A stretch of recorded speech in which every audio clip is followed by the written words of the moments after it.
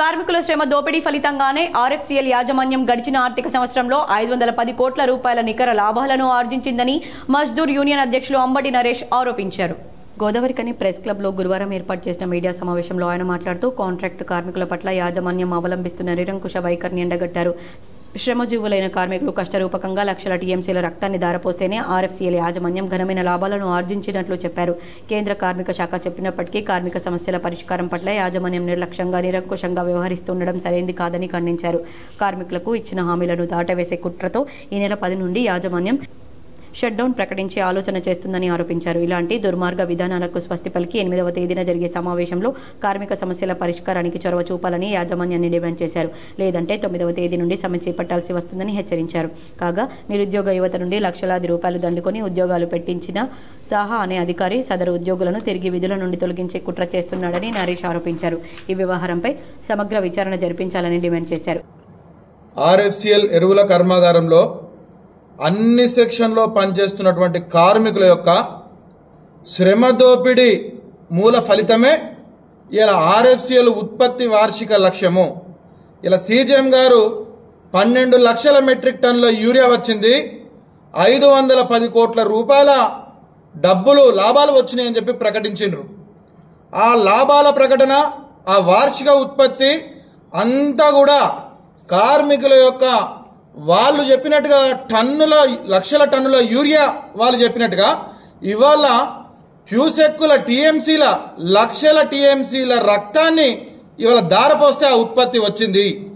ఆ ఉత్పత్తి వచ్చినటువంటి ఉత్పత్తిలో లాభాలలో కనీసం కార్మికులకు ఒక 5 పైసల మందమైనా కానీ పనిచేయని చెప్పి రిప్రజెంటేషన్లు ఇస్తే చెత్త బుట్టలు దాఖలాలు చేస్తాండ్రు. మా రిప్రజెంటేషన్లు పట్టించుకుంటలేరు.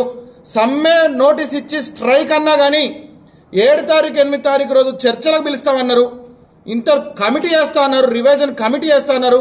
ఆ కమిటీ కూడా ఇంతవరకు ఆర్ఎఫ్సిఎల్లో ఆ కమిటీ కూడా నిర్మాణం కాలేదు.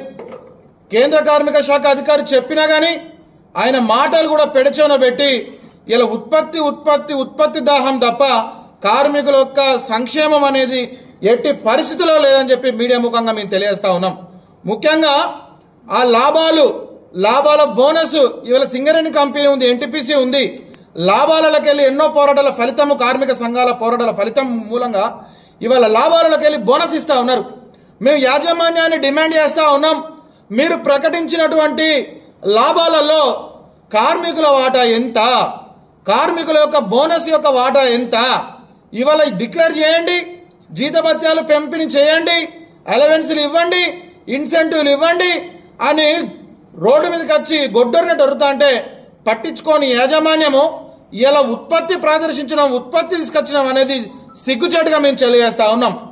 రేపటి రోజున 8 తారీఖు రోజున కంపెనీ ఒకవేళ కనుక వాళ్ళు చెప్పినటువంటి మాట పక్కన నిలబడిపోయి ఉంటే ఎల్లుండే షట్ డౌన్ పోతారట. ఈ 10 తారీఖు రోజు నుంచి కంపెనీ షట్ డౌన్ పోతా ఉన్నదట. షట్ డౌన్ పోవడానికి మేల టైం ఉన్నది, షట్ డౌన్ పోవడానికి జూన్లో టైం ఉన్నది. ఇప్పుడే షట్ డౌన్ కు కంపెనీ ఎందుకు పోతా నిర్ణయం తీసుకుంటా ఉన్నది? ఆడిన మాటను తప్పియడానికి, ఆడిన మాటను వాళ్ళు బొందబెట్టడానికి ప్రత్యక్ష ఉదాహరణ ఇలా షట్ డౌన్ ప్రకటిస్తా ఉన్నది కంపెనీ. షట్ డౌన్ ఆలోచన వెంటనే విరమించుకోవాలి. విరమించుకొని కార్మికులకు ఇచ్చినటువంటి హామీని నిలబెట్టుకొని చిత్తశుద్ధి ఉన్నటువంటి యాజమాన్యము నిలబెట్టుకొని వాళ్లకు పనిచేసిన తర్వాత, వాళ్ళ కడుపు నింపిన తర్వాత మీరు షట్ డౌన్ కోన్రి.